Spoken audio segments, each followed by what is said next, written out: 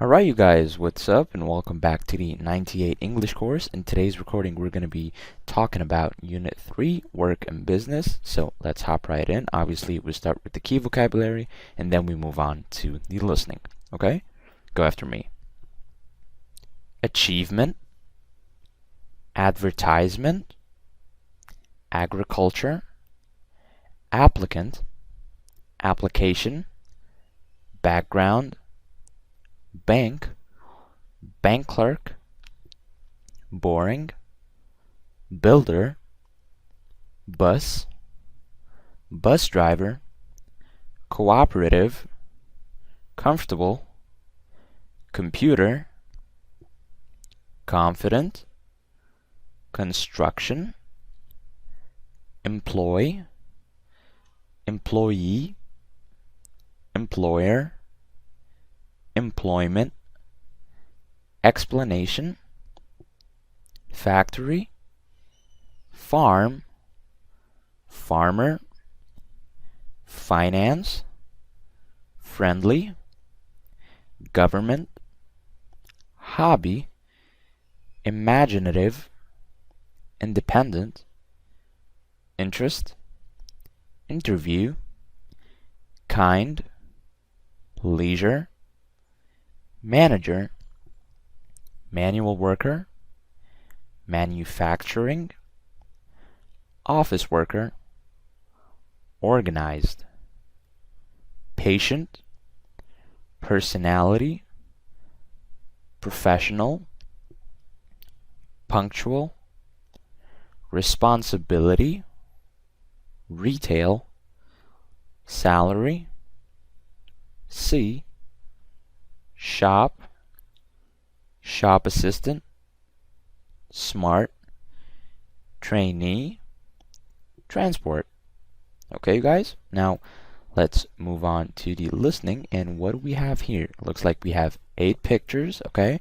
And here we have different people, obviously, in different work conditions and in different places doing very different jobs, okay? So, let's actually have a listen here on exercise A. So we're going to have examples such as probably a bank, finance, construction, farm, things of that nature. Let's have a listen. 28. Unit 3. Work and Business. Lesson 1. Listening. Exercise A. Listen and point. Bank, builder, factory, farm, shop, bus, sea, shop assistant, farmer. bus driver. Do you want to work in a shop? Would you like to be a farmer? Are you going to work for the government? He loves the sea. He's a lifeguard. He's a machine operator in a factory. She's working in a bank at the moment. Every summer I work on my uncle's farm. I don't want to work outside, for example, on a building site. Alright, so the audio started with obviously different places where different work can be done. So for example, we have bank, builder, factory, farm, bus, sea, for example, bus driver, and farmer. Okay? And then we had some questions. So for example, do you want to work in a shop? Would you like to be a farmer? So obviously a farmer works in a farm. Okay? Are you going to work for the government? Okay? He loves the sea. He is a lifeguard. Obviously a lifeguard is someone that works very close to the sea or a swimming pool. Okay? He's a machine operator in a factory. Okay, so this guy or this fellow right here, he's obviously operating a machine, so he works in a factory. She works in a bank at the moment. Okay, so she's probably an accountant or many different positions in a bank. Okay, so let's actually move on now to exercise B. Here we have listen and match the employment sectors and the photographs. Okay, so we're gonna be here. We have the same pictures, okay, but we're gonna have to label them, obviously with agriculture, construction, finance, on the number in which we hear them, okay? You guys will get the idea once we start this. Here we go. 29. Exercise B. Listen and match the employment sectors and the photographs. She works in a bank. She's in finance.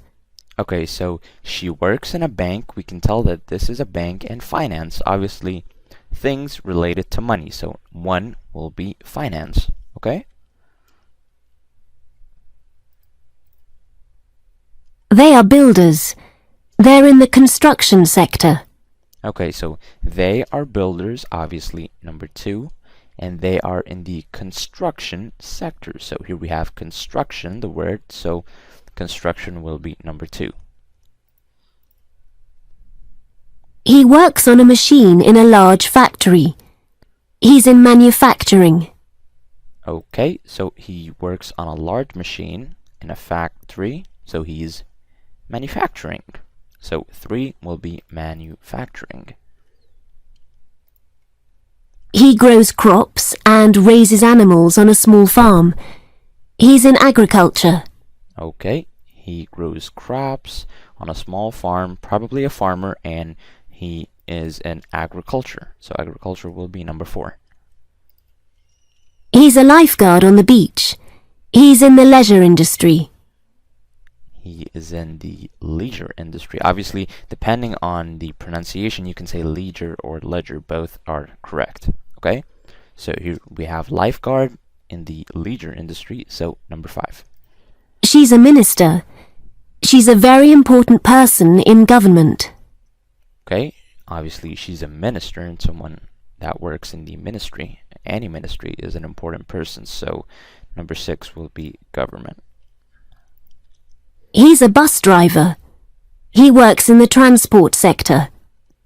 Transport sector. Here we go. So where are we at? Number 7, because he's a bus driver and he's working in the transport sector. She's a shop assistant. She's in retail.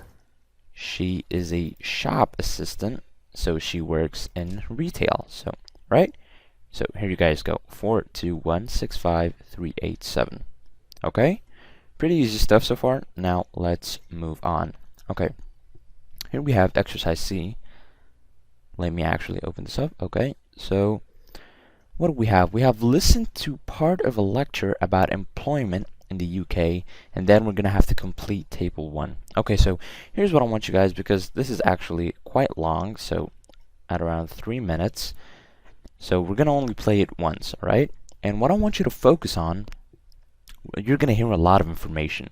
So make sure you have like a note or this right here. You're going to hear a lot of talk about different kinds of jobs and their percentages, okay? Obviously the percentage of people or the employment rates in those jobs, okay? So focus on these information right here, okay? Here we go. 30.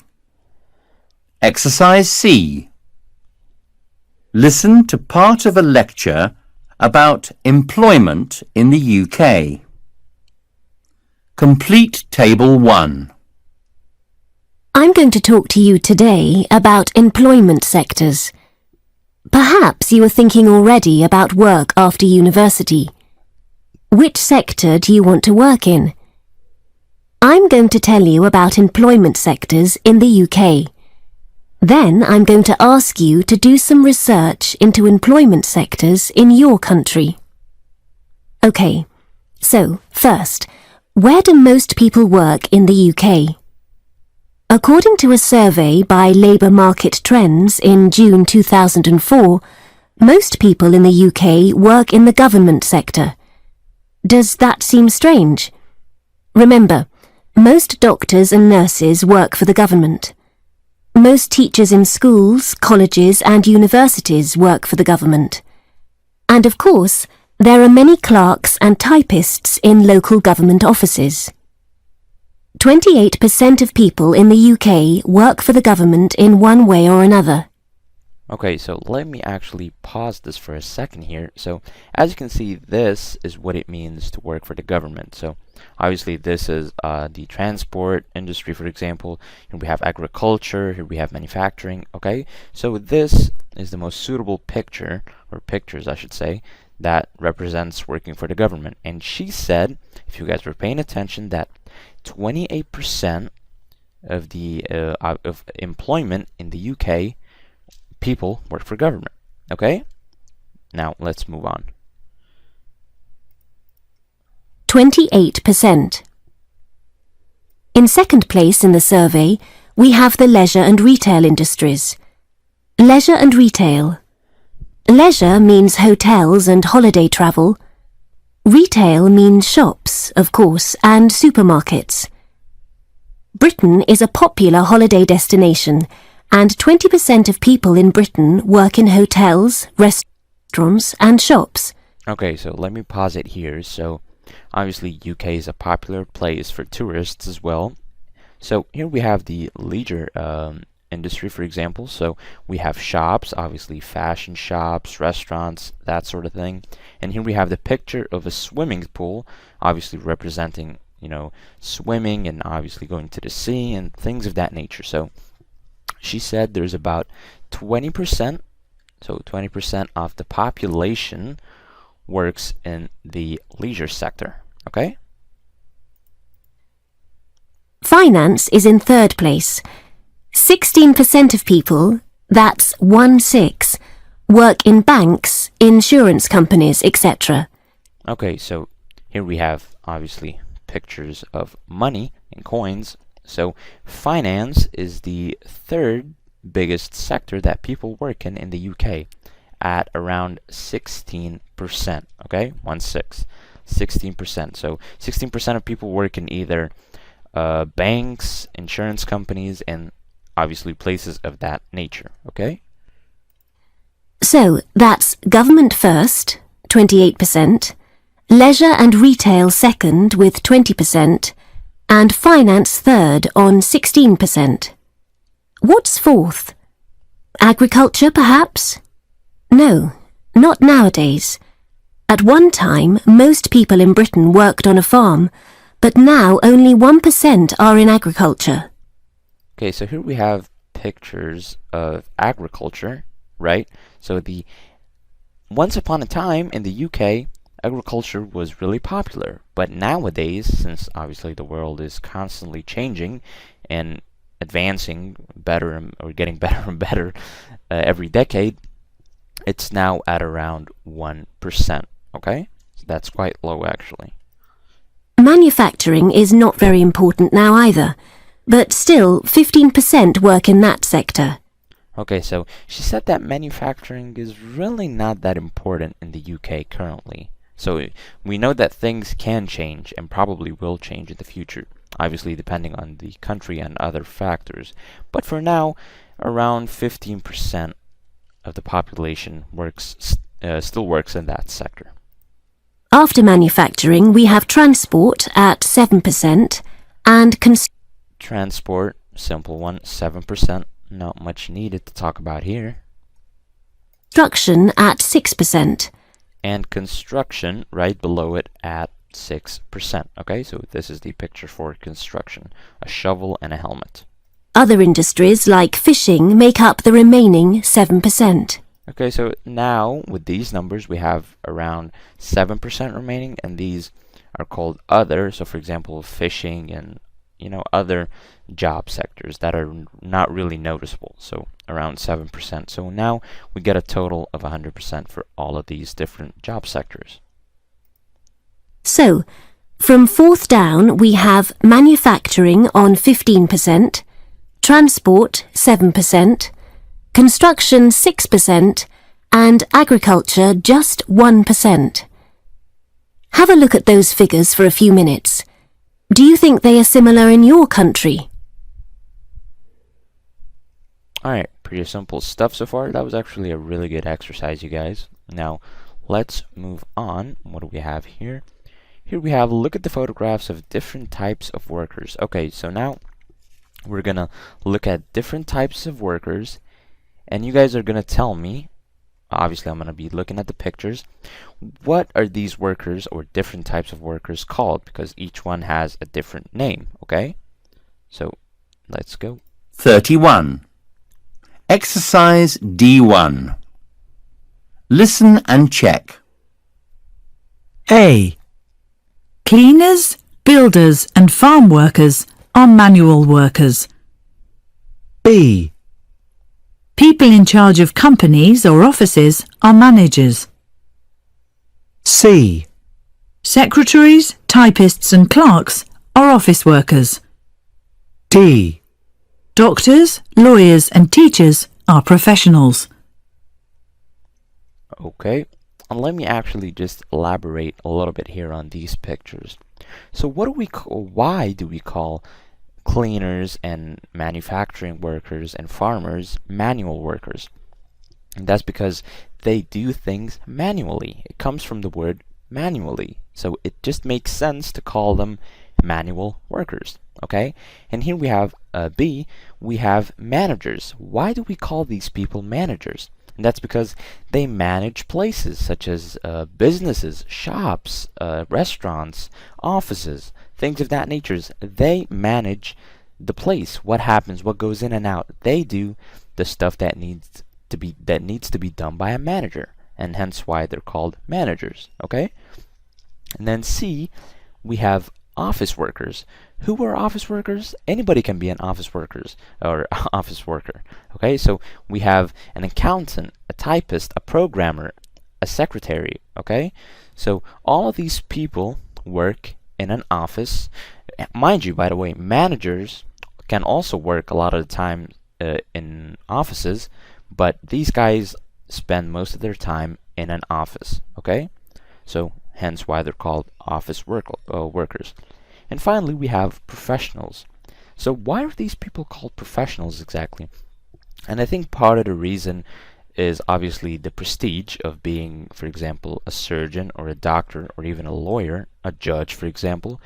But I think also another big part of it is the fact that they take so many years out of their lives to study for their said profession. So for example, you can't just be a doctor on 2 years of university, for example, or perhaps a surgeon.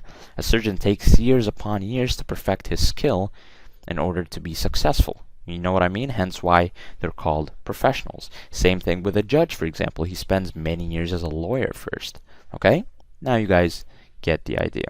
So now that you guys know a little bit about different workers and what their names are, let's actually listen to the next part of the talk, and let's hear what the speaker says about each type of job. Okay, so we're gonna be talking. We have different traits for different people that do different jobs. So for example, we have manager, professional, office worker, and manual worker, and we have some words here. So boring, comfortable, easy, hard, high salaries, interesting. All these traits can be, found in different places of work. Okay, so let's have a listen. 32. Exercise D2. Listen to the next part of the talk. What does the speaker say about each type of job? Okay, we have heard about employment sectors. Now let's look at another important point about jobs. There are different kinds of jobs. What kind of job do you want to do? Are you going to be a manager? Managers often have interesting jobs, but they work long hours and they have a lot of responsibility. Or do you want to be a professional, like a doctor or a lawyer or a teacher? Professionals earn high salaries in most countries, but you must do many years of study. What about office work? Do you want to be an office worker? Some people think office jobs are boring, but they are often quite easy, and you work in comfortable conditions. Finally, perhaps you would like to be a manual worker. Perhaps you want to work with your hands. Manual work is usually hard, but some people like working outside, and some people like making things. What kind of worker do you want to be? Alright, so now let's solve, or I should say do the table here. So we have manager. Let's actually start with that. And what do you guys think are the traits of being a manager? And based on what we just heard, she said that managers have quite an interesting job. So I'll say it's an interesting job, okay? However, managers can really have long hours of work, like not your average 7 to 8 hours, even more sometimes, okay? And that brings me to my next point, responsibility, you guys. Managers have so much responsibility on their hands.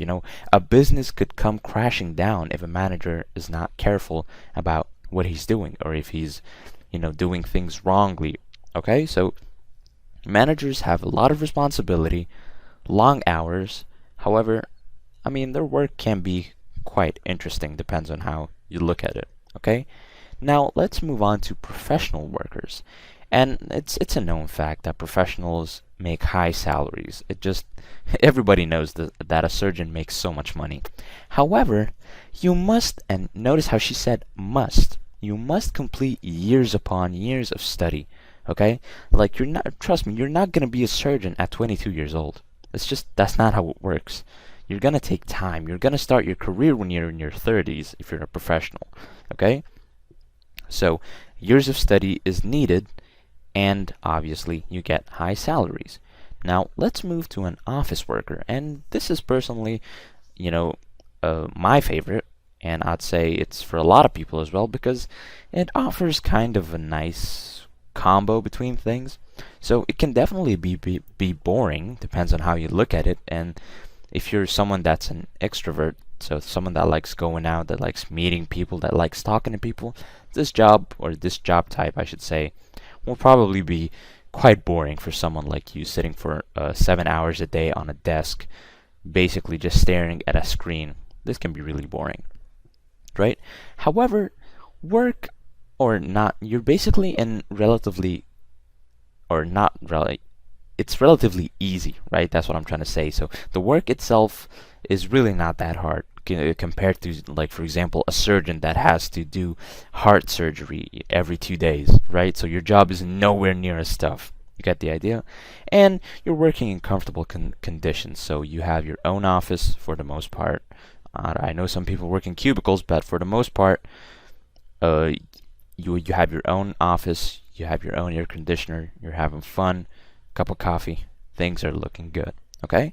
Now, let's go and move on to manual worker. And I think a lot of people don't like being a manual worker. Some people are either brought into it because, his or her whole family were doing it like so, or he simply likes to work with his hands, because in my personal opinion, this is the hardest type of work. Because, so I'd say it's hard, right? And based on the audio, it is hard, right?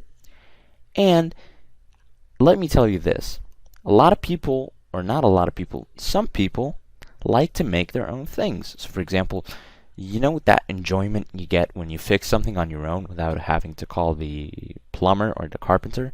Yeah, that's the feeling that a lot of manual workers like to do. The fact that you can grow a tree or your own crops and have your own tomatoes, for example, that's a really good feeling. So some people like that, so making things. And some people also like working outside. Some people hate the idea of being stuck in an office all day, every day, five days a week for, years at a time. Okay? So outside here. Okay, you guys? So after you've seen the differences between each one, what do you guys think is the best one for you personally?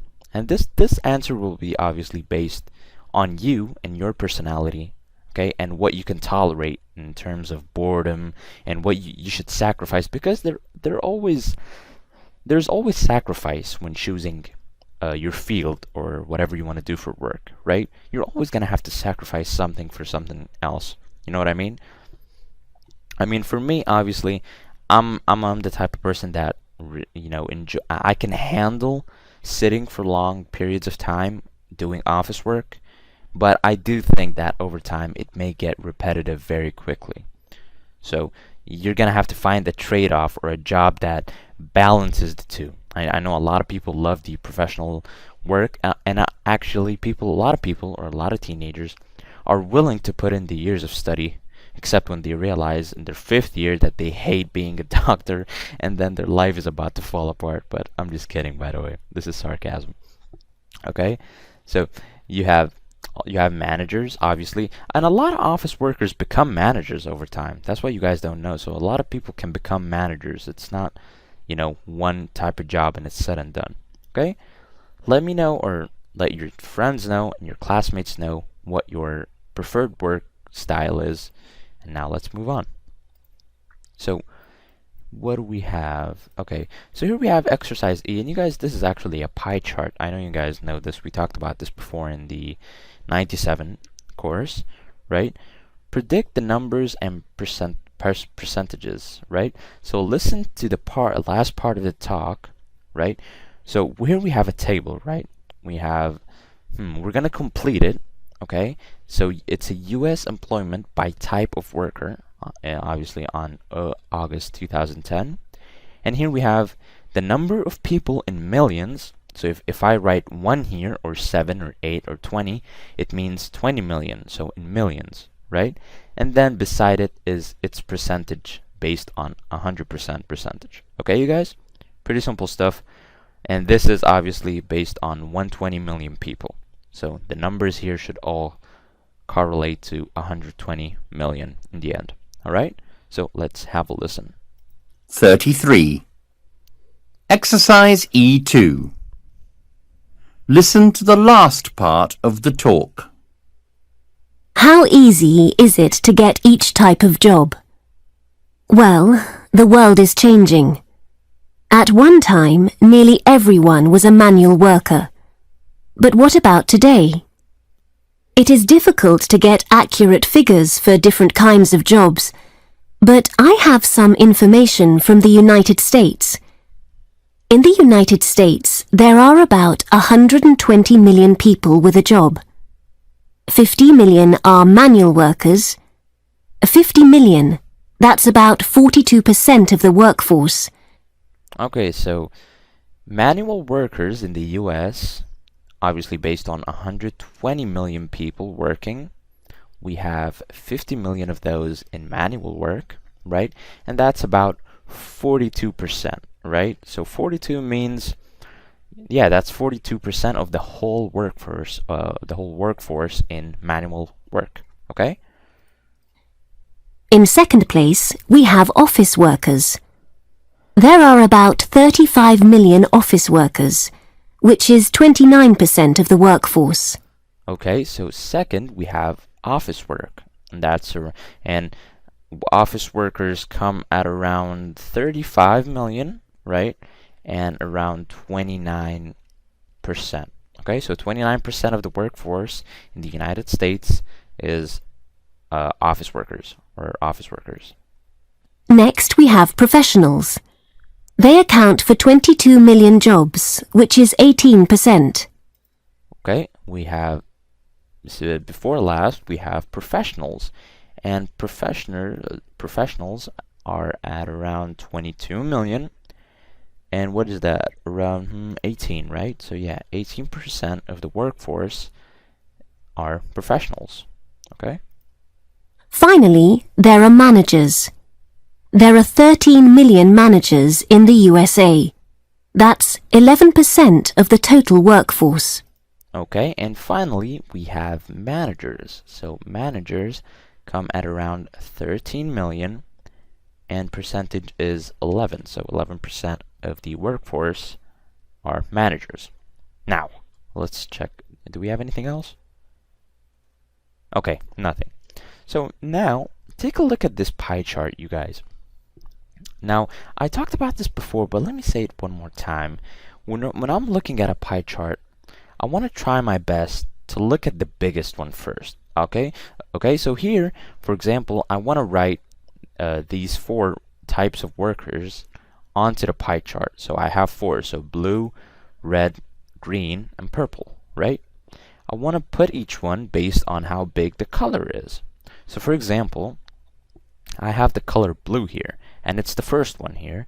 And here we have the first, or not the first, I should say, the biggest, right? So we have 50 million people working as manual workers, right? And that's about 42%. So it only makes sense for me to say that the blue, or the color blue, represents manual workers, okay? So manual workers. Okay, you guys? So the color blue has to be manual workers, not because it's first, but because it's the biggest in terms of numbers. Okay? Coming in second are office workers. They are at around 35 million and 29%. So based on these numbers, they come in second. So the red goes to actually, hold on. You see, I made a mistake myself here. Actually, red is not for office workers, but for professionals. You want to know why? Because if you take a look, you can't just make the same mistake I just did. You got to take a look and see the bigger color. So here I can clearly see that green is a little bit bigger than red and purple. So based on that, I can say that green is office workers. Okay? Or is for office workers. So office workers. Okay? But what is red for? Red is actually for professionals, because professionals come right under office workers at around 22 million people and around 18% of the workforce. Okay? So red is for professionals. Professionals. Oh, let me actually go back. Okay? And finally, we have purple, and purple is for the last type of workers, and that is managers, at around 13 million and at around 11% of the workforce. So the color purple is for managers. Okay, you guys? And that is how you label and read a pie chart. Okay, so now looking at it, blue, manual workers, here we have it, take a look. Professionals, red. Office workers, green. Managers, purple. Okay, you guys? Pretty simple stuff. Now let's move on. Alright, you guys, so now moving on to lesson 2, speaking. Here we have 8 pictures, just like the previous section on the listening. We have 8 pictures, again, different people doing different kinds of jobs that have different names. Okay? So here, for example, we have someone working in the agriculture industry, right? He's probably a farmer, okay? Or a fruit picker, for example. Here we have the manufacturing industry, all right? So let's actually take a look at exercise A here. Here we have name the employment sectors, right? Okay, so I already named 2. We're going to continue with them. And then we have name some jobs in each sector. Okay, so like I said, for example, we're going to name the job sector. So number 1, we have agriculture, obviously. And some examples of work can be farmer, farm worker, and fruit picker. Okay, and then we have number 2. Obviously, that is the manufacturing sector.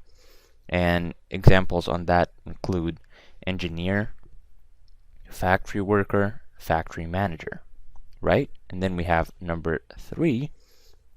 This looks like finance, right? So examples include bank clerk, accountant, bank manager, and etc. Okay? And then we have number 4. This is obviously construction. We can say builder, carpenter, painter, electrician. Okay? And then we have number 5, and this looks like leisure, you guys. So, for example, sports trainer, hotel receptionist, waiter. Okay? And then we have number 6. What is this? Oh, this looks like retail.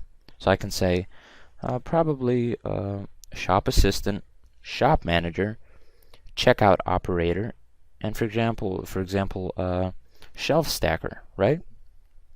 And then we have 7. And this, you guys remember when in the previous section, in the listening, we talked about how in most countries a lot of doctors and engineers and such work for the government, right? So for this, I can probably say government. I can say doctor, nurse, teacher, and politician, right? And finally, we have 8, and this looks like transport. So we can say bus driver, train driver, and so on. Okay, car driver, Uber driver, all of these are correct. Now let's actually move on to this because I'm actually really excited about this. So look at the flow chart. You guys remember the charts, pie chart, bar chart, and flow chart. It gives advice on career planning. Now let me elaborate actually before we have a listen here to Paul and Jane. So this is a flow chart. You can see different places, and looking at it from afar, you probably wouldn't understand what the hell's going on. But once you take a closer look, you'll understand that with this chart, everything is connected based on questions. So the participant usually answers some questions, obviously based on the flow chart, right? And based on his answers, he can get the best outcome for him, or in this case, career, right? So let's now take a listen to Paul and Jane. Okay, and after that, we're going to answer which sector is good for Paul. Here we go. Have a listen. 35. Exercise B. Listen to Paul and Jane. Which sector is good for Paul? What kind of job would you like to do after college, Paul? I don't know, really. There's a flowchart in this magazine. It helps you choose an employment sector. Show me. No, I want to test it. I'll ask you some questions, then I'll tell you a good sector for you. Right. First question. Would you like to work inside? Yes. Okay. Second question. Would you like to meet new people? What? In my job? Yes. Yes, I would. Right. Third question. Would you like to travel? Yes. Definitely. Okay. It says the leisure industry or the transport industry. Do you agree with that? I'm not sure about the transport industry, but I'd like to work in the leisure industry. Okay, you guys, so now that you kind of have an idea of how a flowchart works, let's try it one more time, right? So here you go. You have the first question, work inside. And what does work inside mean? Basically, it means working in an office, right? In a company, inside a building. Or work inside means working from home as well, okay? So basically, not working on the streets or on a farm or doing any handwork, right? So work inside, if you answer yes to that, then agriculture and construction is not for you, right? Meet new people. Oh, if you say yes to that, then manufacturing and finance is not for you, because for a lot of manufacturing and finance, you basically do the same thing, right? For manufacturing, you're probably just focusing on your machine, doing the same thing over and over again, right? Same thing with finance, but can be a little bit different, right? So for finance, depending on your position in a bank, for example, you're meeting new people, but you're not really meeting them as friends, but rather customers, if you know what I mean. Like, for example, retail. You get what I mean? So also travel. Who doesn't want to travel? So if you say yes to that, then retail and government work is not for you, because you never see a surgeon traveling the world to do his job, right? He just sits in a hospital and does his job from there. So if you answer yes to all of these questions, you get the leisure industry and transport. And transport doesn't necessarily just mean, you know, an Uber driver, for example. No, I'm talking about like a bus driver that drives from a city to a city. All of these can help you meet new people, you know, travel different cities. And sometimes, you know, when you get high rating with these new apps coming out, you can even travel to other places to work for a big company such as Uber, for example, right? So depending on your answer, that's basically how you use a flowchart. Depending on your answer, a simple yes or no can determine which outcome or answer comes out for you. In this case, a career plan. Okay? Pretty simple stuff, you guys. Now, what else do we have? we have make 3 questions. We already did that. These are the 3 questions, okay? So we cannot change questions or bring questions from our own into an already made flowchart, okay? So you should do it on your own, but have different outcomes, or not different outcomes. You should use your own honest answers, okay? Which sector is good for you? Do you agree with the results of the flowchart? I agree with the results and how they're made. I actually quite like it. And which sector is good for you? I'd probably say something maybe along the lines of finance. I think finance is a good kind of middle ground between not working outside and also not having to deal with so much people that you're annoyed constantly. You know what I mean? So yeah. Now let's move on. What do we have here? Exercise C. Listen to the introduction to a talk at the training day. What is the trainer going to talk about? Okay. So let me open this right here. So we have some points, obviously, and one of them is going to be talked about after the introduction on this audio right here. So we're going to take the correct one, okay? Here we go. Have a listen. 36. Exercise C. Listen to the introduction to a talk at the training day. What is the trainer going to talk about? Tick one subject. In this session, we are talking about job interviews. Sometimes people do badly in job interviews because they don't prepare. So, in this session, I'm going to talk about preparing for a job interview. You can prepare in many ways, but I'm only going to talk about one way. In a job interview, the interviewer often starts with, "Tell me about yourself." We call this a presentation. You must speak for 1 or 2 minutes. You must prepare for this presentation. So that's the subject for this session. Alright, so he talked a little bit about, job interviews in this introduction right here. He talked very briefly about job interviews and what you must do, and how usually job interviews start with the question, "Tell me about yourself," and a lot of people seem to get confused, and they should be saying stuff about themselves for 1 or 2 minutes. I mean, a lot of people say that you don't know the value of 1 minute until you work out, but I beg to differ. I think during an interview, it's probably like a minute feels like an hour. Anyway, so he talked about definitely not choosing a career, starting your first job, nope, writing your resume, although that is a part of the process, it's not what he was talking about. Preparing your presentation. This is the one that we're looking for right here. He said being able to present yourself as soon as that question arises. So the answer is preparing your presentation. Okay? Now let's move on to exercise D. Listen to the next part of the talk. Okay, so we're going to have a continuation now after the introduction. Okay? What can you talk about in your presentation? Number the areas that the trainer mentions. Okay, so now he's going to get into a little bit more detail of what should you say in your presentation, because a lot of people, they don't know what to say. They mess it up when asked a simple question, what do you, or tell me about yourself, for example, okay? So, achievements, hobbies, background, interests, career plans, personality, and education. Okay, so we're going to number these. So he's going to be talking about them, and we're going to be numbering these. Right, here we go. 37. Exercise D. Listen to the next part of the talk. Okay, so let's look at some areas for your presentation. Firstly, you can talk about your background. This means your family and your hometown or city. Maybe your nationality too.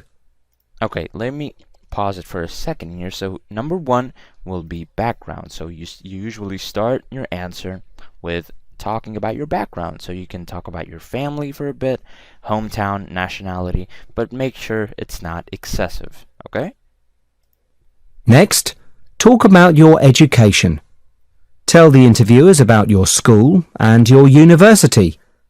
Tell the interviewers about your subjects. Why did you choose your subjects? Which exams did you pass? Okay, I'm going to pause it again here. So number 2 will be education.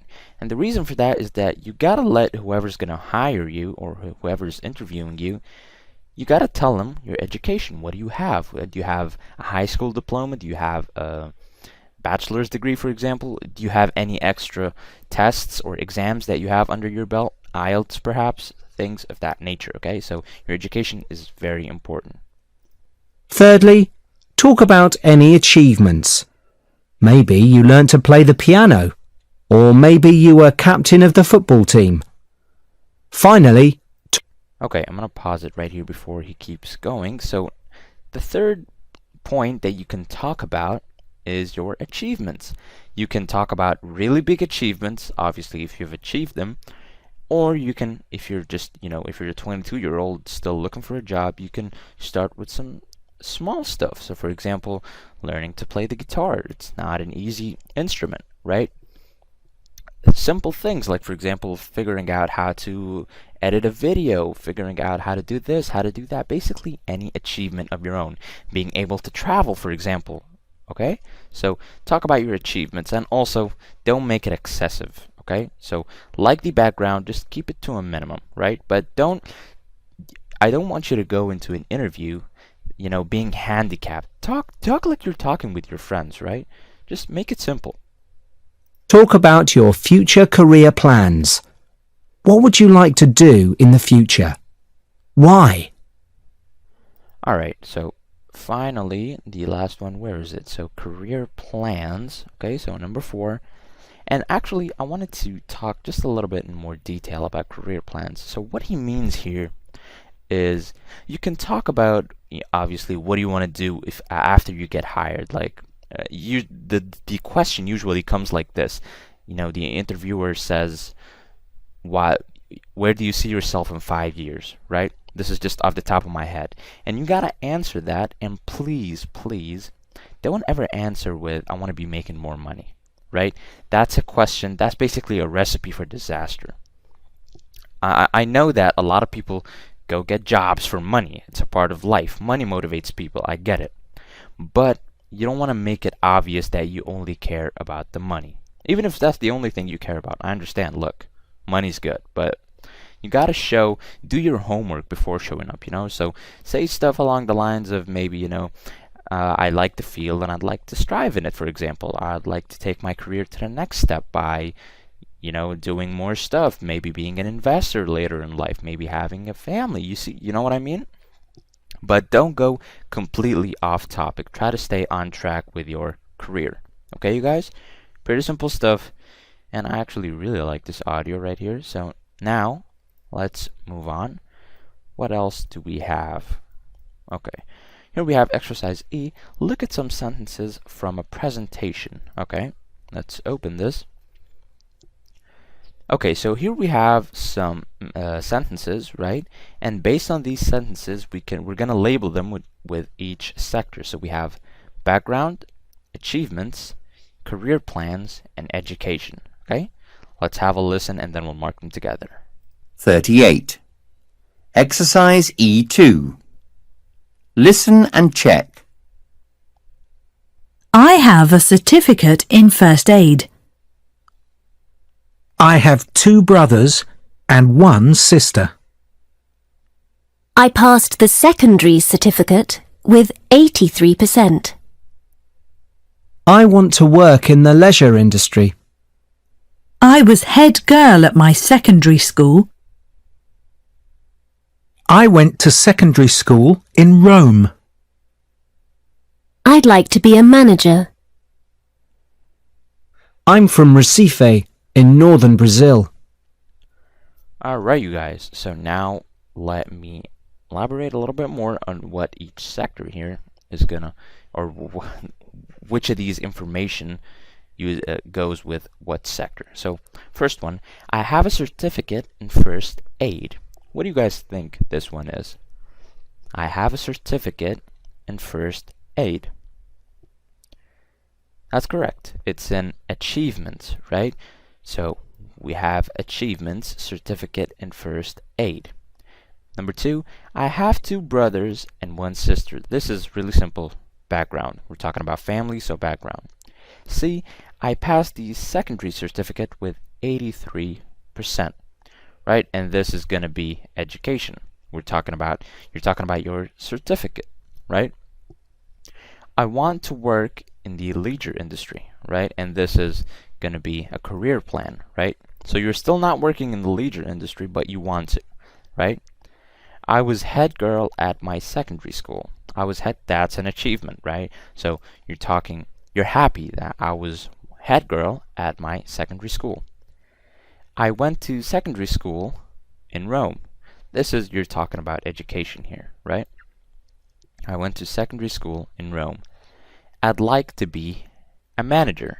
Obviously, a career plan as well. And finally, I'm from Recife in northern Brazil. So this is background. You're talking about yourself and your background. Okay, guys? Pretty simple stuff.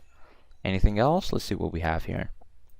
We have the skills check right here, giving a presentation in an interview. And giving a presentation in an interview is obviously going to be quite different from giving a normal presentation at work or something else. So you often have to give a presentation at job interviews. So what do you do to prepare for that, right? So obviously, preparing for any presentation, you got to make notes, right? Whether on your laptop, on your phone, on a piece of paper, you got to make notes, right? You got to write out, a brief, rough copy of your presentation, and you got to practice it and, get it better over time or make it better over time, right? And here's you guys, I actually told you guys to do this back in the 97 course. Record it and play it back. Or ask your friends for comments. So what does he mean by this? All of us have phones nowadays, you guys. Open the recorder and start talking, right? So have the questions in front of you, right, on a piece of paper, on a screen, whatever, and start answering each question as if you're in an interview, right? Or, an even better idea, get a friend, someone who's serious, obviously, or a family member, and start practicing the interview with them. This is just like being in an interview in a place or in a company or applying for a good high-paying job. You get what I mean? So practice, practice, practice, and soon enough you'll see yourself getting better at it without even noticing. And finally, ask your friends for comments and tips, okay? So you can ask your family members or friends that have gone through similar experiences, like, hey, what did I do wrong? What do you think of this answer? What do you think of my tone? What do you think of my smile? What do you think of my tie? These simple comments can make a difference. They can make or break you. Okay, you guys? Pretty simple stuff. Now let's move on. Alright, you guys, now let's move on to Lesson 3, Vocabulary and Pronunciation. Here we have 4 pictures that I'm guessing describe the process of getting a new job or applying for a new job. So here we have exercise A. Look at the photographs above. They show the stages of getting a job. Match the items in the box with the photographs. Okay, so we have some words in the box. We have a resume, an application letter, a job advertisement, and finally a job interview. And can you guys tell me what is number 1 exactly? That's correct. It's a job interview, or not a job interview, it's a job advertisement, basically an ad. Okay? And what is the second one? That's correct. It's someone's resume, or more like a CV, okay? So you guys know what a CV is, a resume that you use to apply for jobs. And then what is this? That's right, that's an application letter. And we'll talk more about these in a second. We'll elaborate more on them as we go, okay? And finally we have number 4, obviously a job interview here. So a job advertisement, a resume, an application letter, and finally a job interview. These are basically the order of steps that most people take to get a new job. Okay, you guys? Now, let's move on. What do we have here? We have, look at the conversations below. Complete each conversation. Write 1 word in each space. Okay? And then, so we're gonna listen to the audio first. Alright? I'll be pausing the audio after each paragraph. So once it's done, I'll pause it and we'll do it together, and we'll do it 3 more times. Okay? So here we go. Have a listen. 40. Exercise B2.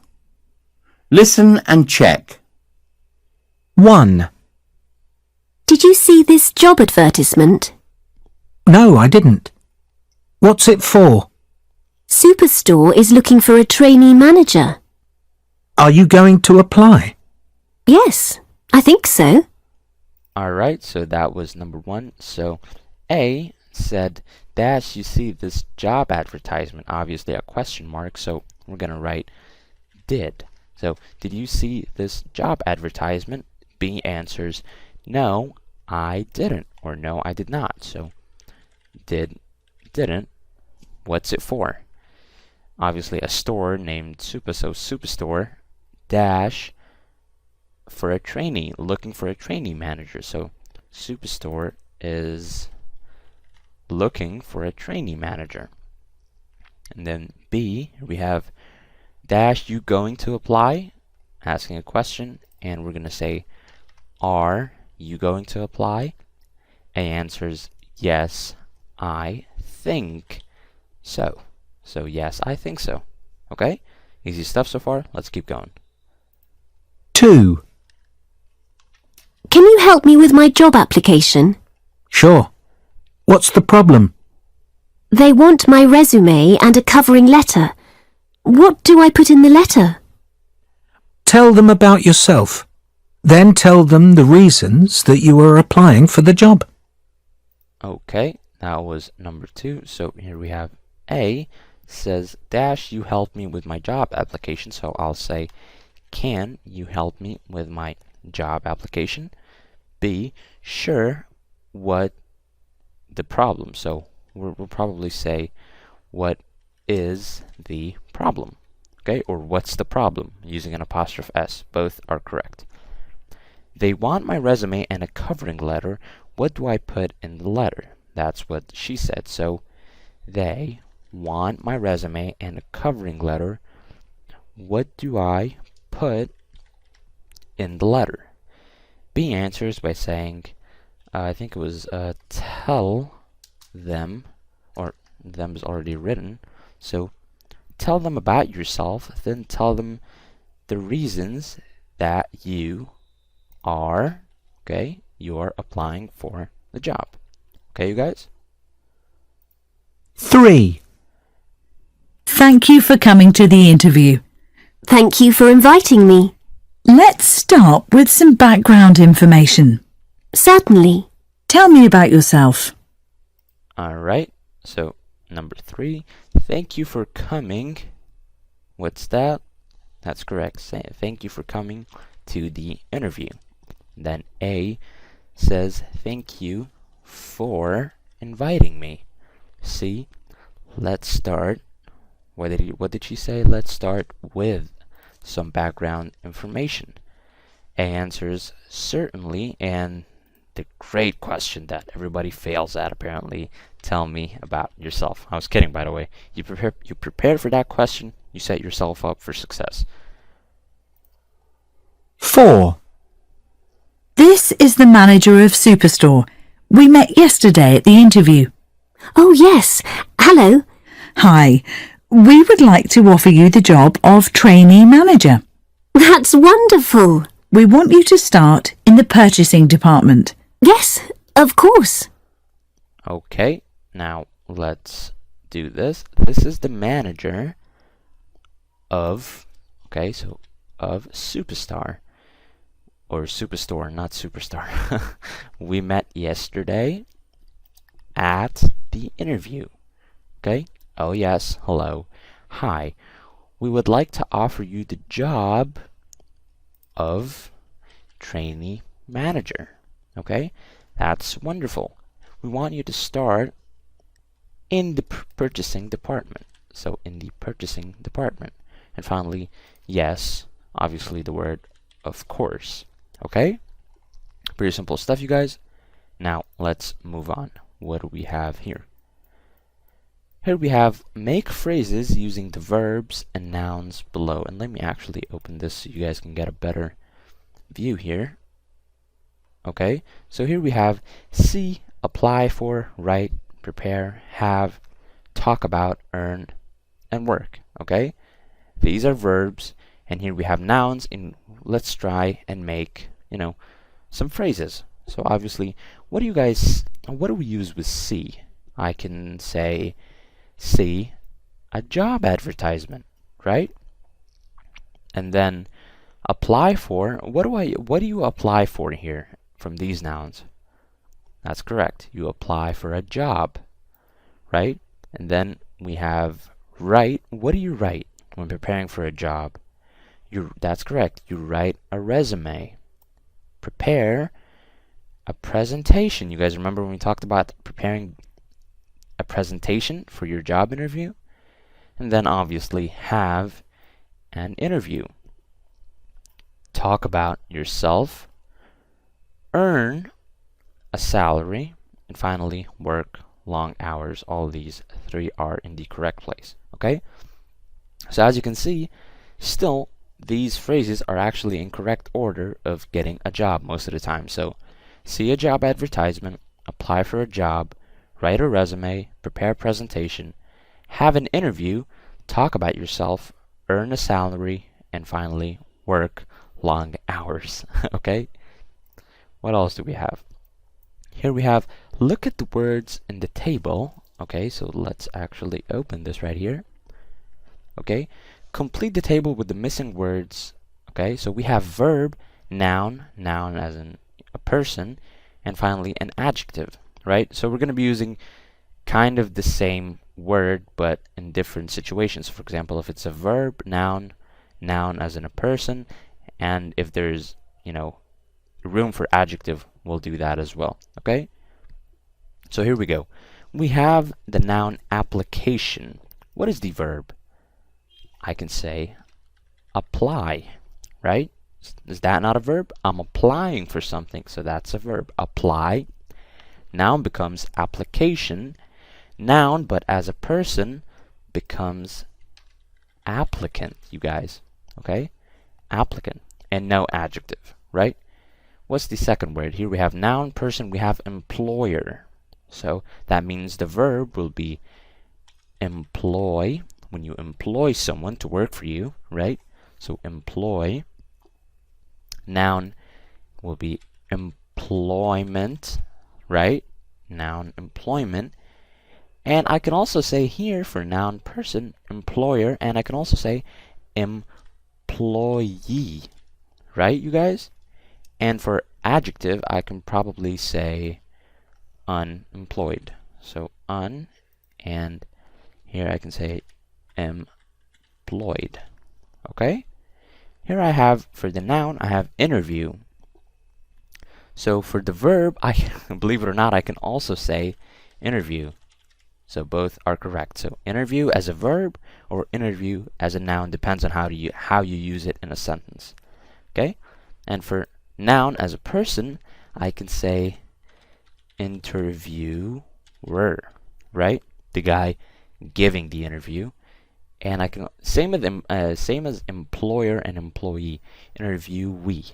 Okay? I don't know how I said that, but interviewee. Okay? Here we go. All right, you guys? And for adjectives, nothing. And here we have qualify.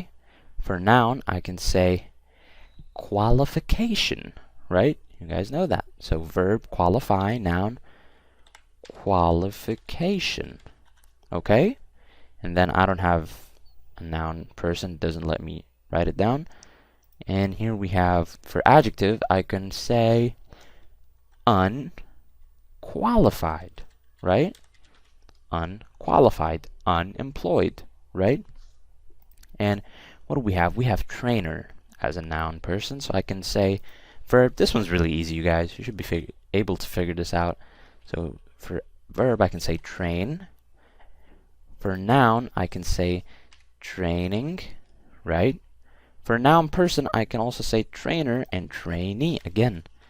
Oh, trainee, right? And for adjective, I can say untrained.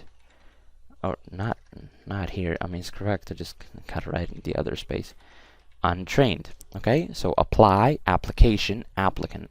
employ, employment, employer slash employee, unemployed, interview, interview, interviewer, interviewee, qualify, qualification, unqualified, train, training, trainer slash trainee, untrained. Okay, simple stuff.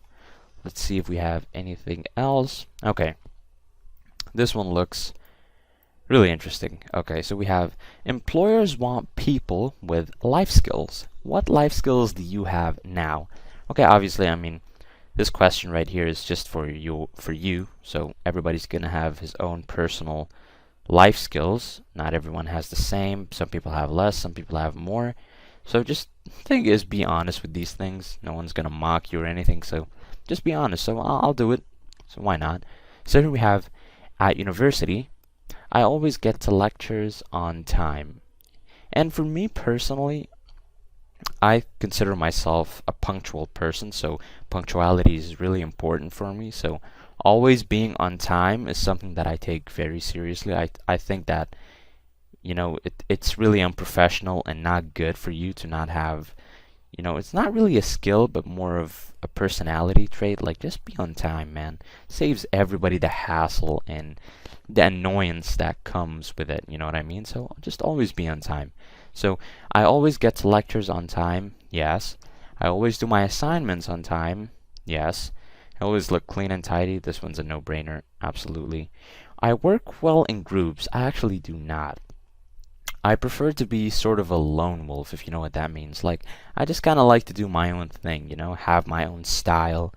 You know, sometimes, you know, one day I'll work for like, I don't know, 7 hours straight being the most productive person ever, and then the next day I'll do like 2 hours of work and be done, you know? So that doesn't really work with groups. So I work well on my own, yes.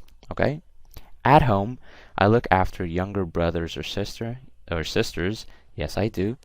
I make up stories for my brothers or sisters. I do not spend that much time with them to be making up stories. I care for an older relative. I do not actually. I do not have any older relatives where I live. In your social life, I have a lot of friends. Not really. No. I don't think I have much of a social life anyway. So I have a lot of friends. I do not. I think that's a good thing though. Like, I have not too much friends or too many friends, but you know, the people that I have in my life are people that I can actually trust. You know what I mean? I am the captain of a team. I am no captain of a team whatsoever. Okay, so here are your life skills. You are punctual. Yes, I am. Organized. Yeah, I'd say I'm organized. Yeah, I'm organized. Smart. Yes. Cooperative. Independent. Yes. Kind. Not imaginative. I don't consider myself someone that can come up, you know, being that creative. You know what I mean? I kind of like, I can do a little bit of thinking and imagine, but not too much. So, no, not imaginative. Patient? No. I am not patient at all. No, I'm someone that can get mad very quickly if things go south, so gotta work on being patient. Friendly? Absolutely. And finally, confident. Yes, I am confident. Okay? So these were my answers. Please state your own answers and be honest. And I'll see you guys in the next one. Alright, you guys, now moving on to lesson 4 reading. Here we have exercise A. Look at the text opposite, read the heading and the introduction. So you guys know when we read a text, we usually start with the heading and introduction, and like we know, we pause for a second to think about what the text is going to be about. Okay? So let's have a read. What is the point of going on? Do you ever say to yourself, I don't want to study anymore. I'm going to leave school or university and get a job? In this article, we look at 2 good reasons to continue and get good qualifications. Okay? So based on what I just read, he's giving me a multiple choice question here. What is the article going to be about? Okay, so based on the heading and the introduction, okay, we have the reasons for getting a job, the reasons for leaving school, or the reasons for continuing with your education. So based on what I just read, I can confirm that the text is going to be talking about the reasons of continuing with your education. Okay, you guys? Now, let's move on. What do we have here? Okay, so this looks like a a comprehension, basically, for this article right here. So what we're going to do, so we make things easier, obviously I'd like for you to pause the video right now and actually have read by yourself and try solving exercise both B and C, right? And now I'll be reading all of this article right here, all of it, and then we're going to be solving B and C together, right? So here we go. What is the point of going on? Do you ever say to yourself, I don't want to study anymore. I'm going to leave school or university and get a job. In this article, we look at 2 good reasons to continue and get good qualifications. In many countries, research shows that higher education is very important for your future. Firstly, you earn more money because you have good qualifications. People with no qualifications do not get good jobs because most managers want qualified people. Well-paid jobs are usually better jobs too, because they're more interesting. In addition, unqualified people have jobs, but they do not often have a career. Well-qualified people usually start a career after university. They start at one level and they get promoted every 3 to 4 years. You need to make a career plan. Ask yourself, what employment sector am I going to work in? Where would I like to be in 2 years, 5 years, 10 years? Secondly, you may lose your job and you may become unemployed. However, well-qualified people are not that common, so a person with qualifications can usually get another job. A well-qualified person can continue his or her career with a different company. The message is clear. Go on to higher education, get good qualifications, and you will soon have enough money for clothes and CDs and an interesting, well-paid job. And don't forget to make a career plan. Alright, you guys, now let's take a look at the research here and these different charts. So let me explain how to read this chart right here. You guys are probably like, what the hell is this? Basically, a kid is drawing on this article. But no. You guys see these colors here. Here we have red, green, and purple. These resemble these weird lines in front of us right now, okay? So here we have pounds weekly. Pounds is the currency in the UK, you guys, okay? And here we have age. So we have from age 17 to around 34, okay? So we have people with a degree are in the red line, right? And people with secondary qualifications are in the green line. And finally, people with no qualifications are in the purple line, okay? So now let's actually close this for a second and go to exercise B. Study the figures opposite and complete the tables below. Okay. What does a person with a degree earn at 19? Okay. Now let's go back to our chart here. Okay, so we know that people with a degree are in the red line, right? So here we have 17, they make 0, and 19, they also make 0. You guys want to know why?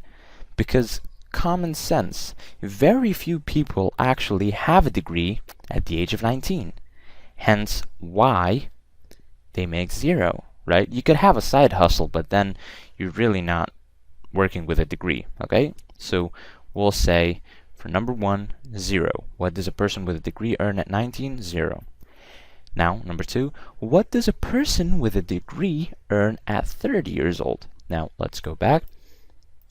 Again, the red line. So go to 30 years old, so around here, and then go up, okay?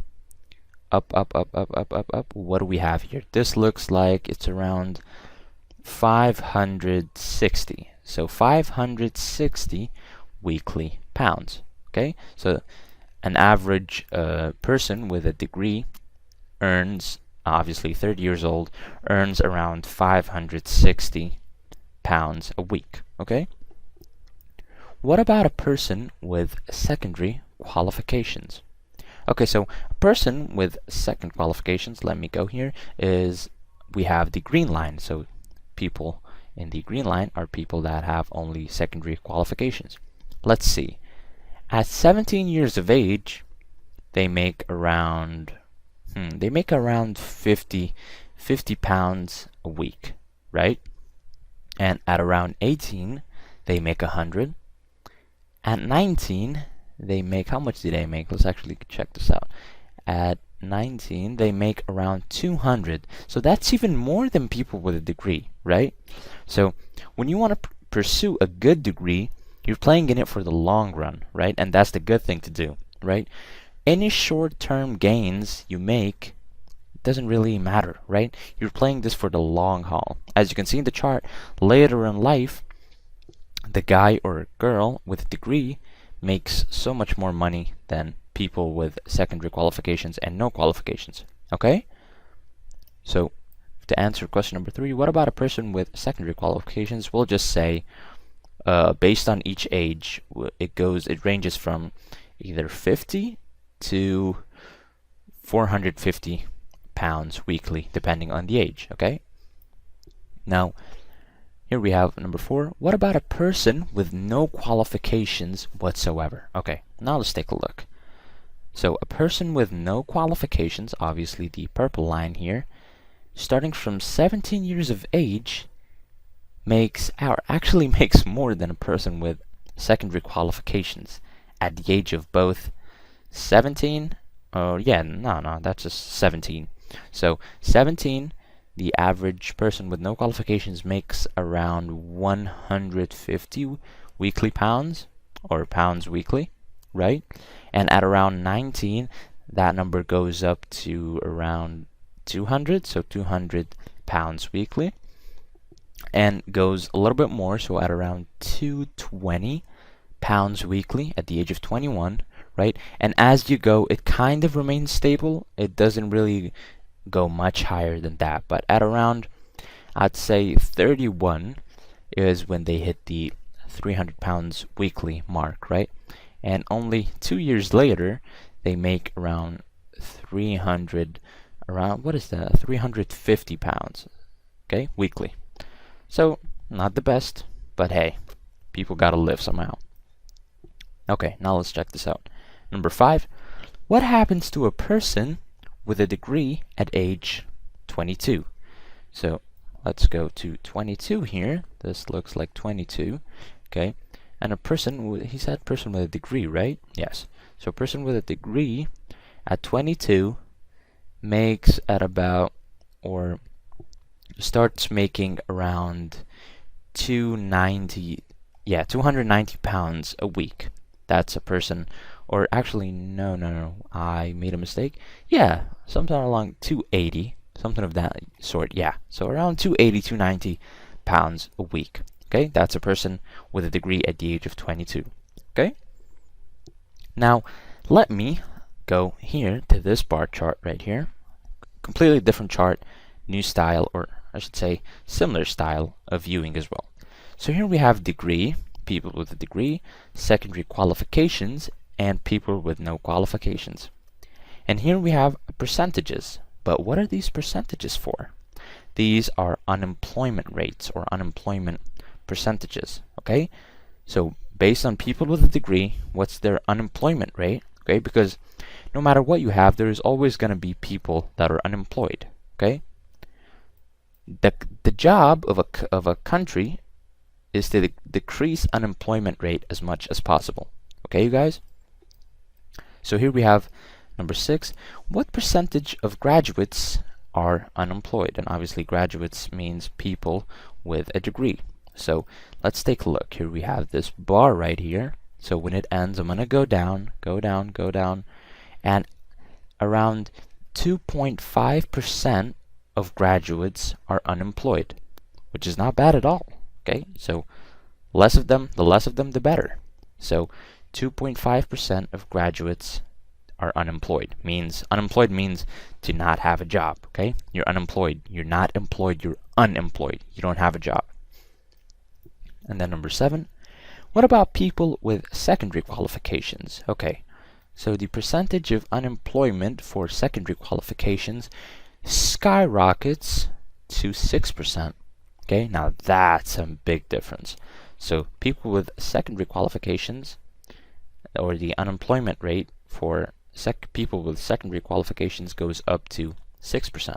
Okay? And finally, we have number 8. What about people without qualifications? Here we go. People with no qualifications follow people with secondary qualifications, standing at 7% unemployment rate, which is quite high. Okay?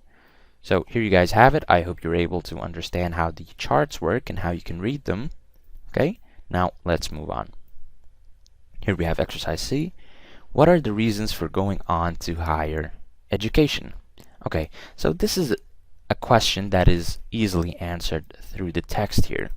What do the figures show? And based on me personally, what I just saw, I saw that the figures and research shows that people that have degrees and continue studying and get good qualifications tend to live a better life financially and job stability as well, and are able to have a successful career. Okay, you guys? Now, what do we have? Read the text and check your answers. We just did that. What other reasons are in the text? Let's check. Here we have, you earn more money because you have good qualifications. We said that. Okay. What else? What else? Okay, well-paid jobs are usually better jobs too. Okay, because they're interesting. That's one more. Okay. Well-qualified people usually start a career after university, so that's right away. That's also a plus. Okay? Pretty simple stuff, you guys. Now, let's move on. What else do we have? Okay, look at this. Skills check, dealing with long sentences. Okay, so here we're going to be learning about breaking long sentences into sections, right? So here we have these words, and, or, but, because, so. Okay? These words often join two clauses. Okay? What do I mean by all this? Right? So let me give you an example and you'll understand. So if I say people with no qualifications do not get good jobs, and here we have a word that joins these two sentences, you guys, because most managers want qualified people, right? So these words join two sentences together, right? So this is the subject, people with no qualifications, verb, do not get, object, good jobs, and here we have the joining word, because, subject again, most managers, verb, want, object, qualified people. And just a quick tip, the subject of the second clause usually comes after the joining word. Okay, so here we have the subject right after the joining word. Okay, you guys? Now, look at the highlighted sentences in the text. Okay, so we have this highlighted text in yellow. What is the joining word in each sentence? Let's take a look. So, firstly, you earn more money because, joining word, because you have good qualifications. People with no qualifications do not get good jobs because, again, so joining word, most managers want qualified people. Okay, so the joining word here is because. Okay, now here we have, in addition, unqualified people have jobs, but, okay, the word but here is the joining word, but they do not often have a career. They start at one level, and so and is the joining word, and they get promoted every 3 or 4 years. Okay, here we have, secondly, you may lose your job, and, so and is the joining word as well, you may become unemployed. However, well-qualified people are not that common, so a person with qualifications can usually get another job quickly. Okay, you guys? Pretty easy stuff. Now, let's move on. What do we have? Here we have exercise E. Guess the meaning of these words or phrases from context. Okay? So, we already read the text, so I want you guys to just pause the video for a second, read the text or the article one more time, and I told you guys before, and even in the 9 to 7 English course, if you don't know, the meaning of a word, always look behind it and after it in the text. So I'm sure here we have reasons. What do reasons, the word reasons, mean? It means explanations. Okay, so explaining, give your reason, give your explanation, right? Here we have the word promoted. So let me actually close this for a second here. I'm going to give you an example, okay? You guys should be doing this, but I'll help you out. So where's that word? They start at one level and they get promoted every 3 or 4 years. So here we have the word promoted. What does promoted mean? So well-qualified people usually start a career after university. Simple enough. They start at one level, okay, so they're at one level in a company or wherever they work, and they get promoted every 3 to 4 years.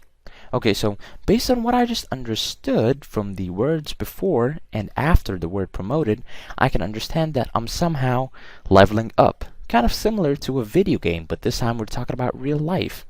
So what does it mean to be promoted? It means to do a better and sometimes easier job, depending obviously on the job, not always, in your company or wherever you work. Okay, so promoted means probably getting a better pay, right? Doing an easier job, for example, basically doing a better job. Okay, so now you guys should be doing these on your own now. So try to go to the text and find the meaning. Okay, so now let me go. So reasons, we have, what was it? Reasons, explanations. Okay, promoted means get a better job. Okay, go on, continue. Go on. If I say to someone in an interview, if I say to him, go on, what does go on mean? It doesn't mean go on, it means continue, right? If you were speaking, I can say, oh, go on, I'm sorry. It means continue. My bad. Okay? And then we have well paid. Well paid means get good money from a job. So if I say I'm well paid, that means my job is, I'm making good money from my job. Well paid. Earn, what does earn mean? Earn means to make money or have a salary for your job, right? So I go to a job and I earn my money monthly or weekly. Okay? Here we have unemployed, and we talked about this. Employed means to have a job. You have a normal, stable job, right? Unemployed means without a job. You don't have a job anymore. You're unemployed. And finally, we have higher education is education after school. So pursuing higher education usually refers to continuing with your education after high school, right? So you're done with high school. Some people skip it and just go straight to university, right? Some people don't even have a high school diploma, believe it or not. So, hey, I'm not judging, by the way. So higher education usually means pursuing university, a bachelor's degree, and then master's, and potentially a PhD if you want. Okay? Pretty simple stuff, you guys. And yeah, that was it. I'll see you guys in writing. Alright, you guys, now let's move on to Lesson 5, Writing and Grammar, final lesson. Let's hop right in. So here we have Skills Check 1. We'll start with that because we're going to apply these to Exercise A. So we have something called doubled letters in English. So basically, in some English words, we have doubled consonants. And what are consonants? Consonants are letters that are not vowels. We talked about this before, right? So, for example, if I say apple, you guys, it looks like I'm saying, when I pronounce it, it looks like I'm saying, an apple with one P. But in reality, it has a double P, right? Double consonants. Yellow. When you pronounce yellow, it's one L. However, you'll realize that when writing it down, you have to use two L's. Same thing with coffee. We have coffee, right? We don't need double F and double E, but we're going to use both, right? That's how it's done. So there is no specific rule for these words, so you basically just got to memorize them, and it will come naturally over time. And as we said, the double consonant has the same exact sound as the single consonant. Apple, yellow, coffee, communicate, assistant, million. You get the idea. All right? So now let's open Exercise A and find these. All right. So here we have write the words with the correct spelling. Okay. So these are the words without the double consonants, right? So only one consonant. We're going to have to add the other one. So what's number 1, you guys? That's correct. It's apply with a double P, right? What's number 2? That's correct. It's assignment, right? With a double S. Number 3, we have assistant with 3 S's actually. Oh, I forgot to write one down. So assistant. Okay, so apply, assignment, assistant. Excuse me. And then we have number 4, communicate. Okay, so communicate has a double M, you guys. Communicate. Okay, and then we have different with a double F. So different. And then we have million, the number million. So double L, million. And then we have offer, to offer someone something. So offer.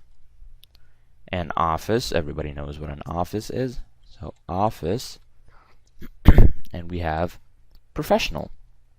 Finally, professional has a double S, you guys. Okay? So apply, assignment, assistant, communicate, different, million, offer, office, and finally professional. Okay? Easy stuff. Let's move on. So here we have skills check 2 using a or an. We talked about this before so many times. So we have 3 main rules. We use a or an with nouns, so something like a job, an application, a video game, a playground. Okay? Now, rule number 2, we can also use a or an in front of an adjective plus a noun phrase. So a little bit more specific. So for example, if I can say a good interview, an interesting job, an interesting game, a funny game. You guys get the idea, right? Now, rule number 3 is what I really want to focus on. So before, we talked about how using a or an. So we used to say using an with vowels and using a with consonants. Now, check this out. Rule number 3, we use a if the next word begins with a consonant sound, you guys, right? And we use an if the next word begins with a vowel sound, right? So here he's talking specifically about the sound.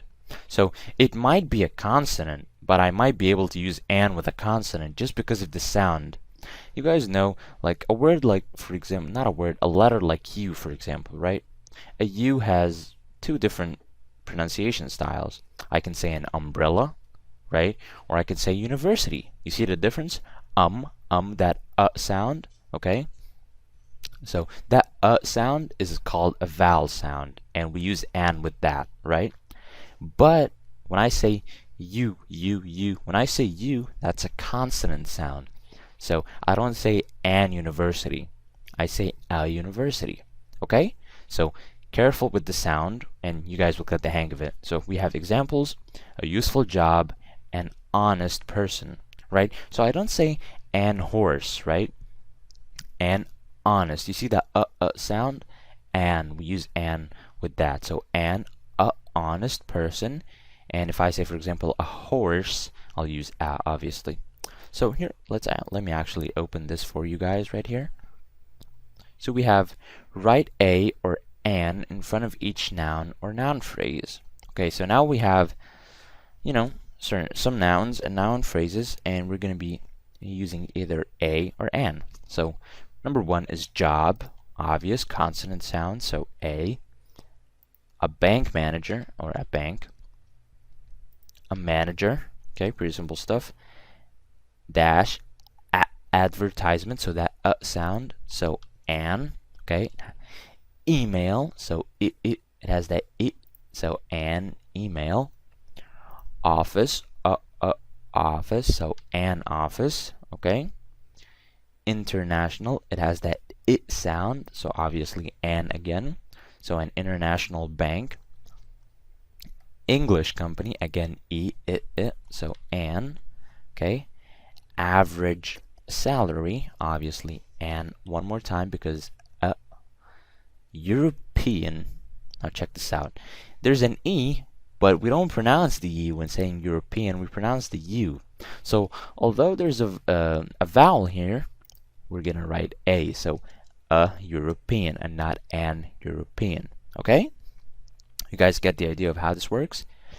Same thing here. So we have a U, which is a vowel, by the way, but the way the word is pronounced is how I'm gonna put a. So university. I don't say an university, I say a because of that U pronunciation, right? UN job, again, so a UN job. The word hour, okay? I don't say hour, right? I say hour, so an hour, right? If it was a hen, for example, I would say a hen and not an hen. So depending on the pronunciation. And finally, Xbox. This one's simple. An Xbox, believe it or not.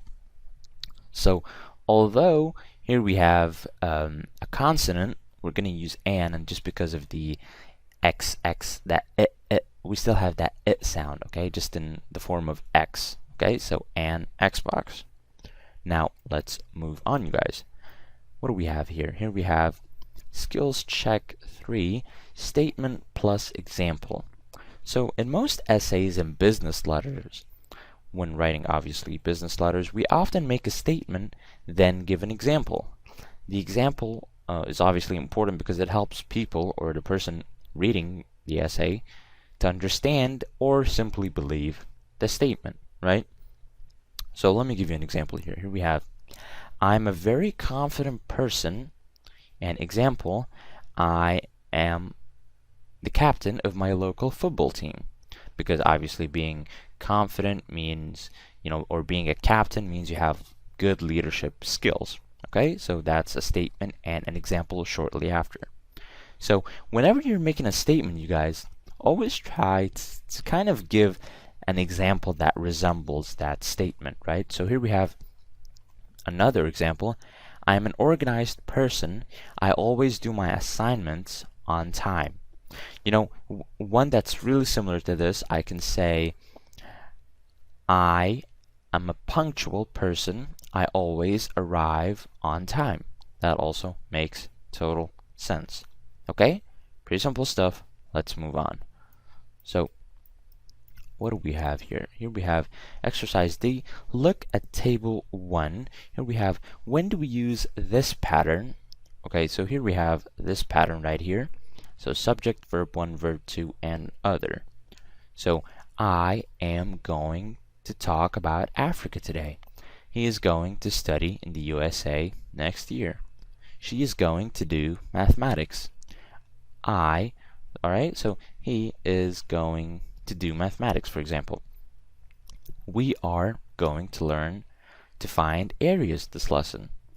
They are going to leave school in July. Okay, let me actually open this up. Alright, so here we have, so we just did that table. So when do we use this pattern? So this kind of pattern that we use for sentences, what do we use it for, you guys? That's correct. We use it to introduce a lecture, because look at how I'm saying it. I'm going to talk about Africa today. That's how a lecturer usually starts his introduction. He is going to do mathematics. We are going to leave school in July, right? Introduction. And what else? Obviously, not all of what I just said was an introduction. Some of them were about future plans, right? So it's actually, I can use both, by the way, so both are correct. So to introduce a lecture and to talk about future plans, both are correct, right? So if I say they are going to leave school in July, I'm talking about a future plan here. It's not present, I haven't done it yet, and it's not in the past, but it is a future plan.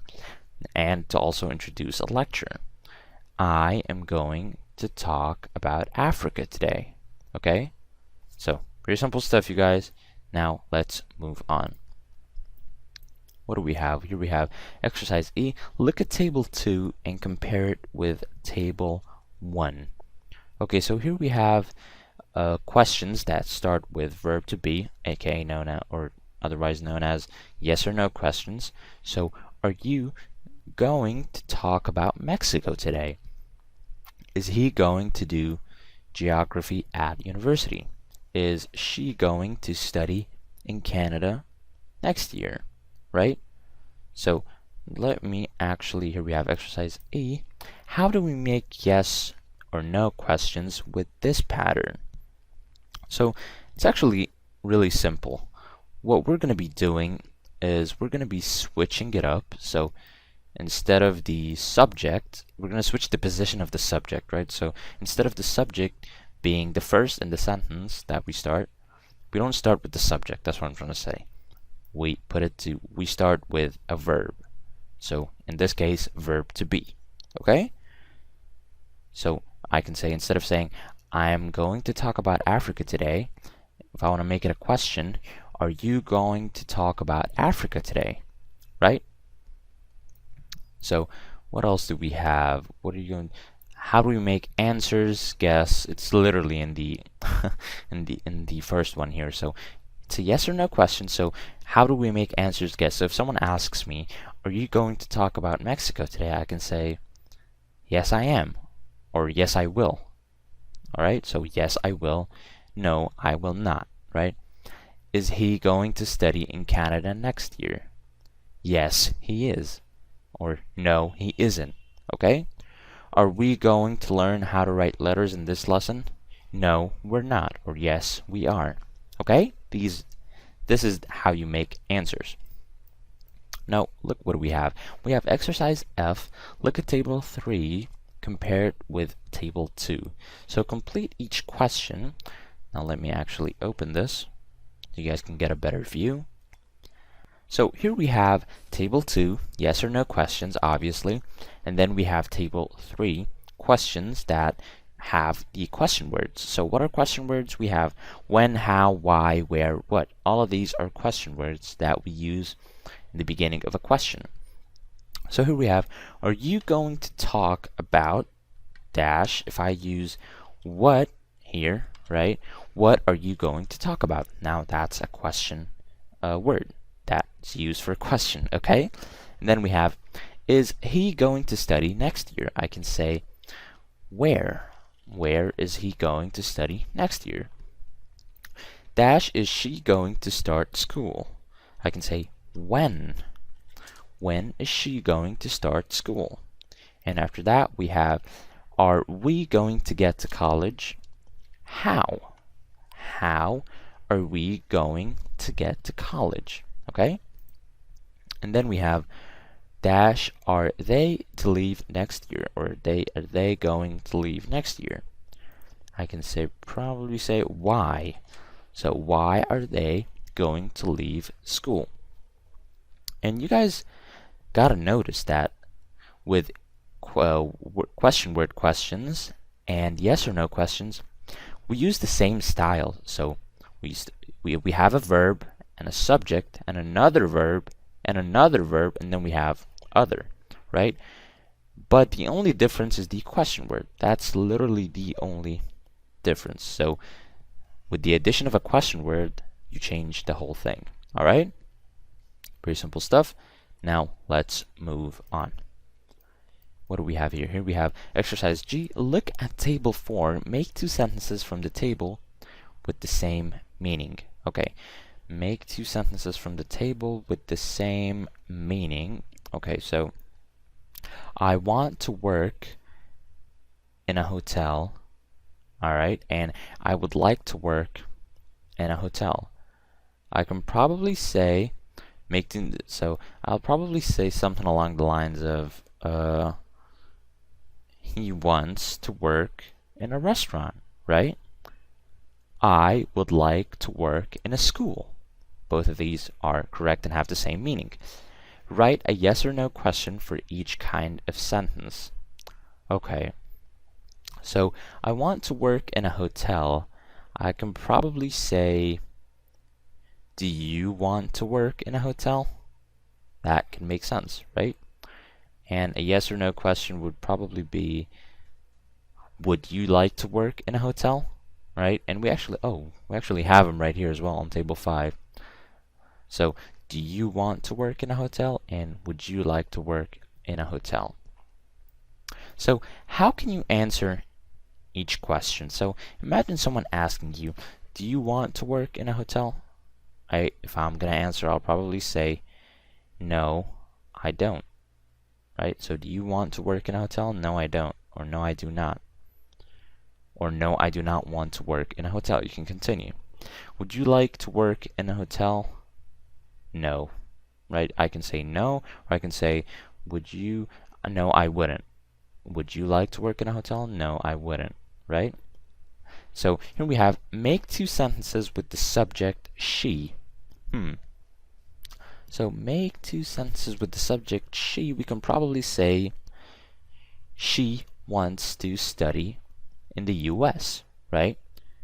She would like to become a doctor. Okay? Make two questions with the subject he. Can probably say, does he play sports? Would he like some food? Right?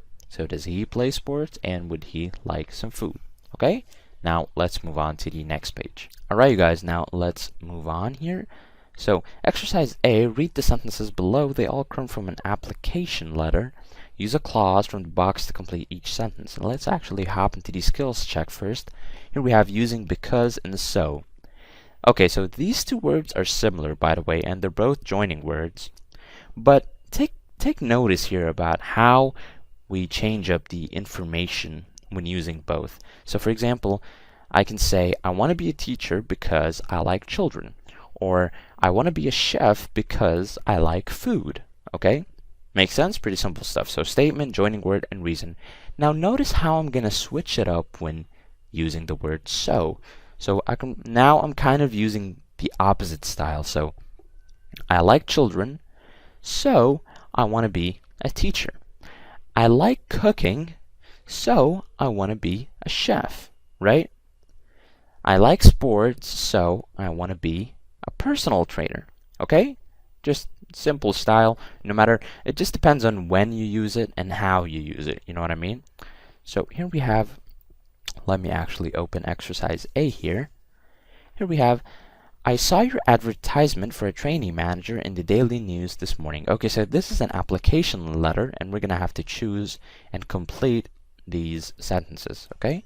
So number 1, I'm writing to you because probably I would like to apply for the job.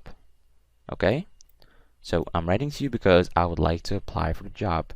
My name is Francisa Mori. I'm 21 and I'm studying at Milton University. Right? Talking a little bit about herself. What is she doing? I'm doing a degree in psychology. I'm going to finish my course in 2 weeks, and probably something I want to start work immediately. And the reason I didn't choose I want a job in the city, you'll get why in a second. So 4, I'm going to stay in Milton, so I want a job in the city. Okay? And that is why this one fits better with number 4. I'm going to stay in Milton, so I want a job in the city.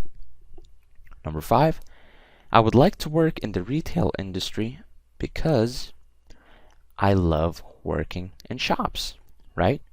Number 6, during my degree course, I worked as a shop assistant at the weekends, so I understand retail work. Okay, you guys? Pretty simple stuff. Let's move on. What do we have here? Here we have, read the sentences below. They come from the same application letter. Okay, so now we're still in the same application letter, you guys. Make each statement with an example. Okay, let's actually open this here. Here we have, I'm never late for lectures or meetings. At home, I often look after my little brother. He is 4. I write stories and I paint pictures. I often do the shopping for my family and I cook many meals. I do not ask for help on assignments. I do everything myself. I go to many clubs at university. Okay, so these are basically examples for each statement here. Okay, so for example, here we have number 1, I'm a punctual person. And that probably simply means I'm never late for lectures or meetings, right? It just makes sense. Being punctual means never late, always on time. 2, I love meeting people. So, love meeting people, that probably means I go to many clubs at university, right? You have a social life. You go outside and try and meet people, new people. Number 3, I am patient. I'm patient probably. Yeah, at home I often look after my little brother. He is 4. I mean, have you tried being patient with a 4-year-old? It's insane. I am independent. Okay. That probably means I do not ask for help on assignments. I do everything myself. And I'm actually just going to go off topic for a second here. That independent, you guys, I mean, it's obviously a good trait, but for me personally, I think that getting opinions from other people is also a good way to indicate progress, as long as you do not let it cloud your judgment, right? So taking criticism and opinions from other people is good, but please work on yourself and do not let it ever cloud your judgment, okay? Here we have, I'm an organized person. That is probably, I often do the shopping for my family and I cook many meals. Yeah, you're probably an organized person if you do that. And finally, we have number 6, I am an imaginative person. And yeah, I write stories and I paint pictures. Okay? Pretty simple stuff, you guys. Examples for our statements. Now, let's move on. What do we have here? Here we have, how can you start and end a business letter? Choose one starting phrase and one ending phrase. So he wants one only. So, no, give me a second here. What do we have? We have good morning. Okay. Hello, how are you? Hi, sir. Dear Mr. or Mrs. or dear sir or madam. So out of all of these, I think the best one would probably be dear sir or madam. Just because, you're talking to someone that you don't know, so you're trying to be as formal as possible. So you can't just start with hello, how are you? You're not talking to your friend. You're talking to someone that you've never talked to before. Okay? And for ending the business letter, we have best wishes, goodbye, yours faithfully, lots of love, see you later, and yours. I think the best one would probably be yours faithfully, and right after that, just write your signature down. That would be good. Yeah, because you can't just say lots of love. You've never met the guy before. See you later. Imagine saying see you later to your future boss that you don't even know if you're going to land the job or not. Okay? So, starting, it's best to say dear sir or madam, and ending with yours faithfully plus your signature. Okay? Now, let's move on. What do we have here? Okay. Read the sentences and circle the correct word or phrase in each case. Okay. So here we have, I would like or liking a well-paid job. I would like a well-paid job. I would like to work inside. I don't want to work inside. I already said don't, so I can say would like after that. I don't would like to work inside is wrong, so I don't want to work inside. He would like to leave school, or he would, never say woulds, so he would like to leave school. Okay? Number 4, she wants work for the government or to work for the government. Okay? This is a form of verb after want. So she wants to work after the government, or to work for the government, not after the government. 5, do you would like to go on to college or want to go on to college? So obviously, do you want to go on to college? And then we have number 6, I'm going finish my course in July. I'm going to finish my course in July. 7, I want to work. I want to work for the government because or so. You remember? So using this style, we said we'll be using because. I want to work for the government because, and the reason I want to help my country. So if I use the opposite way, if I say I want to help my country, so I want to work for the government, that would be correct. By using this form, we're going to use because. And finally, we have number 8. What are you going to do after university? So obviously are talking to someone, so what are you going to do after university? Alright, you guys, now let's move on. what do we have here? Okay, so this one's really simple. You guys, or not really simple, you guys should be doing this on your own because this is a whole application letter. So look, we have some pictures here to help you guys out. It says you want to apply for a job. So consider yourself, think of yourself as someone that just finished college and now you're trying to look for a job to support yourself financially. So you're going to have to write an application letter, right?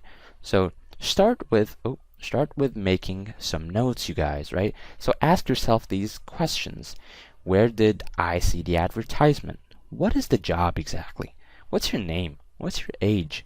What is your present situation? Are you working? Have you been working before? Things of that nature. Are you married? Are you alone? Okay. What are you studying, if you're still studying? When can you start the job? Okay. Why do you want this job? Which I think is probably the lamest question that anyone can ask, because come on, everybody wants a job for obvious reasons.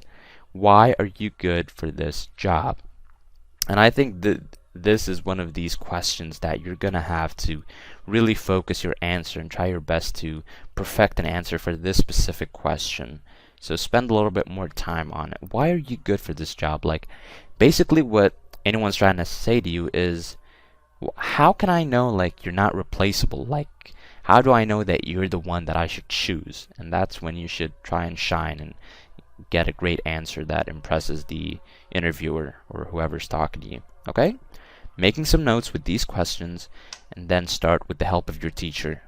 Write a letter and show it to your friends, or even read it out loud to your friends later on. Okay, you guys? Thank you for this unit, and I'll see you in the next one. Have a good one. Peace.